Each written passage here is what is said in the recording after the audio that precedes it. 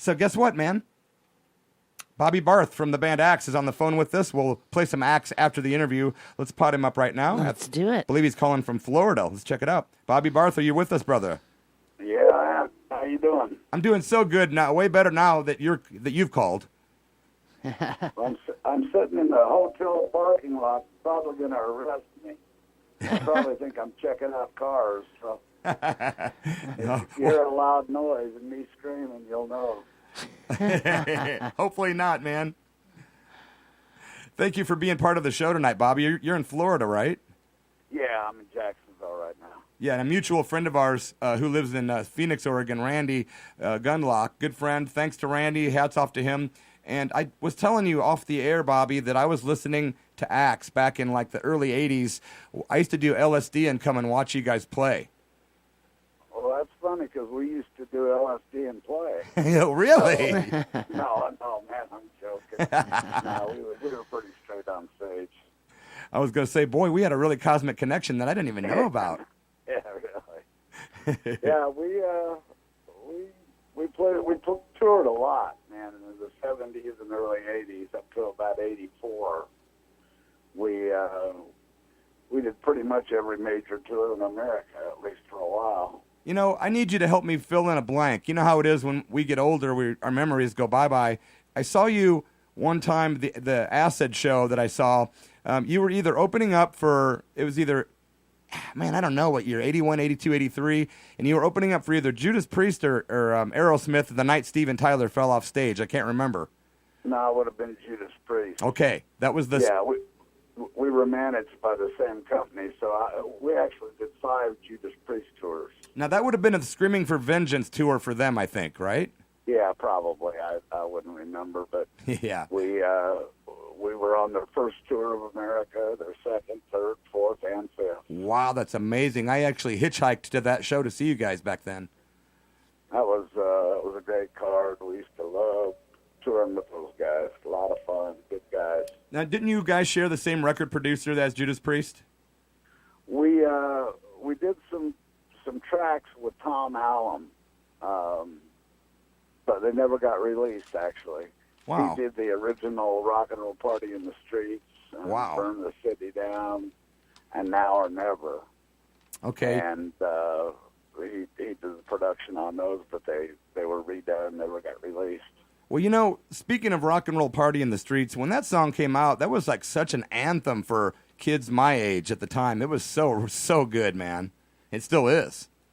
Yeah, they still play it every once in a while on VH1 at midnight on Friday nights. But it was just something that we came up with for fun. I mean, we were really just all kind of street kids. We weren't very sophisticated, so we just wrote about the things that we knew about, and partying on Friday night was pretty important to us. Well, you know, you connected with a whole lot of people, obviously, by the success of the song and of the band. That's, you know, how I connected with Axe, obviously, was, you know, from the success of that song, and got the album and was like, I love these guys, man. And that song, I still hear it on the radio, and when I do, I still feel like I did back in that year. I think it was 83, perhaps, 81, I don't remember. But, man, what a great, great song. I'm so happy that I could just say that to you as that you're the artist. Like, hey, I love that so much. I appreciate it, man. That's, you know, one of the things I retired now. I don't tour anymore. And one of the things that you think about is, what did you leave? What did you leave the people? And, you know, I've got 120 songs on albums, so I feel like I left a pretty good legacy, you know. Wow, that's amazing, because, you know, you really did, man. And it just...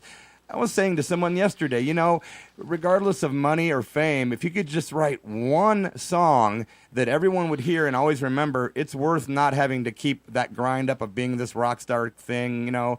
And you've done that. You've done that. That song is so killer still, and all these years later, it's still an anthem for partying on Friday night, man, you know? Yeah, and, you know, that was really our third album, too. That wasn't like our first album, and we ended up, I heard you talking about a band from Germany. Geronimo. We ended up hooking up with a German record label, and we ended up doing 10 albums altogether. Wow, I did not know that you had 10 altogether. Yeah, it's impossible to get them here, but we did albums all the way up to. Well, we released a DVD in 2012 of the final show. We played Sweden Rock on our final show, and got everybody together, hired a 8-camera crew, and recorded the DVD live.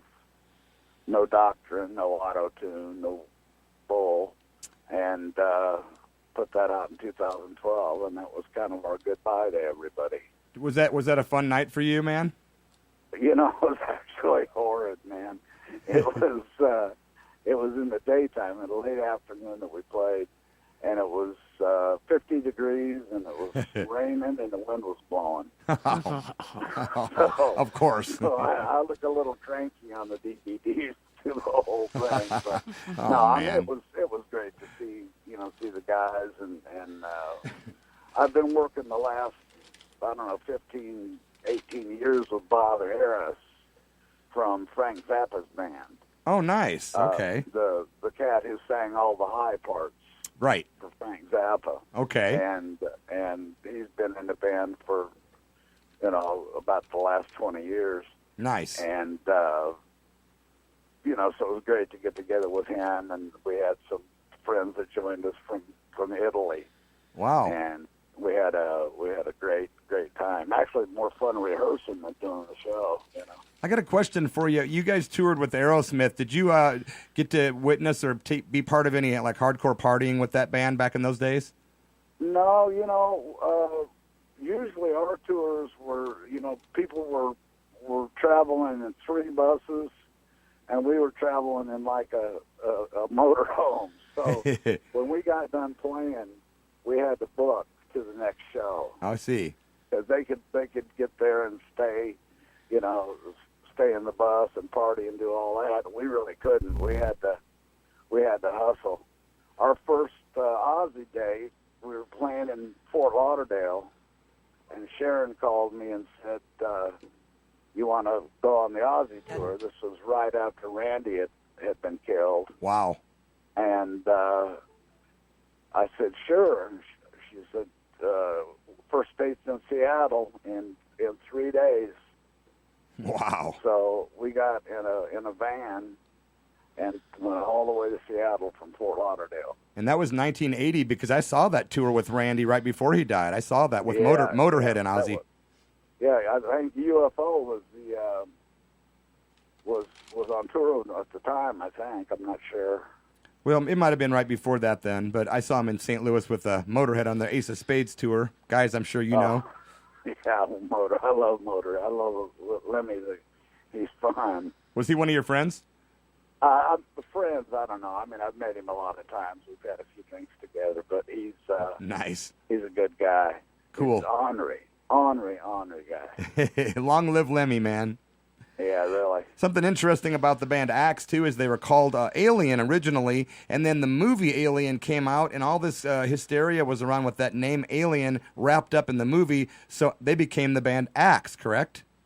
Yeah, we were in L.A. recording, and all of a sudden we started seeing Alien signs all over the place, and we thought, man, the record company's really getting behind us. And then we figured out it was a movie, so we had about 2 weeks to come up with a name. And wow. I think it was Bob Siner, the president of MCA, that came up with that name. Ah, interesting. But it was actually owned by a kid that worked in a grocery store as a bag boy. Wow. In Indiana. What? So we had to cough up $50,000 to him to use the name. It is such a great story, man. Yeah, there's a lot of those stories, man. I ought to write a book. Yeah, you should. You should totally write a book, because now that you're retired, you could just put all those cool stories in a book and cash in, ka-ching. There's too many people that are still alive. I don't want to say stuff to get incriminating everybody. I have to be kind of careful. Well, you could change the names to protect the guilty. The guilty, yeah. Yeah, Yeah, I mean, when you're talking about Motley Crue, though, it's pretty tough to... Well, hey, there's not a lot about those guys that everyone doesn't know, so... Maybe. Yeah, I'm in their book. They just didn't use my name, thank God. But, Really? we did their very first tour. What a trip, man. Yeah. They were really decadent then, huh? Yeah, they were having a good time. Doc McGee, their manager, he was a pretty sharp guy. Nice. And occasionally they would have a spare seat on their plane, and I would, if I was singing a lot and singing real hard, they'd let me ride on their plane to the next town. Oh boy. But really nice guys, man. I want to ask. I'm sorry. So the first call I got when we were in our accident in '84 was from Nikki. The very first call I got. Wow. Yeah, for those that don't know, that was in 1984, the fatal car crash. Michael Osborne passed away, which was your buddy that played guitar in Axe, right? Yeah, he was. I mean, to me, he was as much Axe as anybody. As I know. Me or anybody else. I was gonna bring it up. So rest in peace, Michael Osborne, man. Yeah, no, I think about him all the time. Somebody asked to see those pictures the other day. I have some pictures of the car. Wow. And it was a pretty brutal crash, man. Wow. Well, I'm glad you're around, bro. Yeah. Wanted to ask you, you actually played with somebody that I really like a lot, man. I was a big fan of the band Rose Tattoo years and years ago. I still am. And the singer for Rose Tattoo, his name is Angry Anderson. You actually moved to Australia. You became like his guitar player. What's that guy like? I have to ask you, man. Man, Angry, I got to tell you, I have more respect for him as a man than almost any other person on the planet. Nice. You know, he's for real. He grew up on the streets. He's tough as nails. And every gig that we did, when we would get off the bus, it wouldn't be at the venue. It would be at a boys' club or a girls' club. Yeah. Or a school. And he would get up and give a talk. Nice. What a cool thing, man. You know, the band would be sitting there sobbing, you know, wow. behind him, you know, and he'd introduce us and stuff, but wow. he would talk, and I mean, the cat's been through everything there is to go through. Wow. And he's got cojones the size of mayonnaise jars. Right? He got a TV show or a segment on a TV show on basically the Tonight Show of Australia. Wow, I didn't know that. Yeah, he had it for a few years, and if he didn't feel like the government was doing what they needed to do for the kids that were needing help, one time he went to the Prime Minister's house, knocked on his door at 11 o'clock at night, and the guy came to the door and he said, the Prime Minister's sleeping. He said, well, get him up. We're gonna talk, and that's the kind of cat he was. But he was, or is. I mean, I still talk to him. Do you really? He's a wonderful dude, man. So that was after Rose Tattoo broke up and all that, right? Yeah, I mean, sort of. Robin Riley was in the band. Rockin' Rob Riley was in the band with me, and then Tim Hilbin from the Angels. I don't know if you're hip to the Angels or not. I'm not. The band Angel I do know, but not the Angels. Yeah, and, the Angels are a big Australian band. Okay, no, I'm not. But Rob from Rose Tattoo was in the band, and I'd say probably 2/3 of what we played was Rose Tattoo stuff. Oh wow, Nice Boys Don't Play Rock and Roll, and yeah, we played that one, sure. Yeah, and what was the other big one? There was another real big one that was. Well, here I don't know, because I didn't really get into Rose Tattoo. Angry and I became friends, not to do with music, but to do with tattoos. Rock and Roll we were introduced to each other by a tattoo artist. Oh wow, nice. And we became, really tight friends. And I went in to do the album with him in Los Angeles, and the guy who was producing the album was a guitar player, and he didn't like the way I played, so he fired me. It's the only gig I've ever been fired from in my entire life. Wow. And but when it came time to tour, Angry called me, and I joined the band and went out and actually was the musical director, which meant that Angry got to stay home an extra couple hours of sleep while I rehearsed the band. That's you know? crazy. That's cool. Wow, what an interesting life you've led. And you are also, of course, a member of Blackfoot for a few years, right? Yeah, actually joined in '84 after the accident. Stayed with them until they broke up in '87.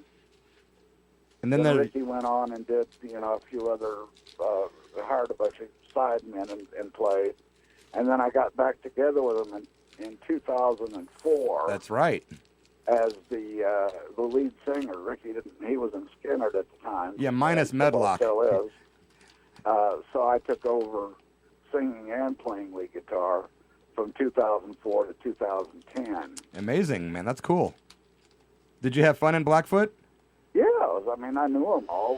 We shared a warehouse, back in the 70s, so we've been friends a long time. Wow, that's amazing. Well, hell, I'm sitting in Jacksonville, so... Well, you know who's too... You can't hardly be in Jacksonville and not know Blackfoot and Skinner and everybody else. Well, Greg T. Walker's been on the show before, and rumor has it that he's listening right now.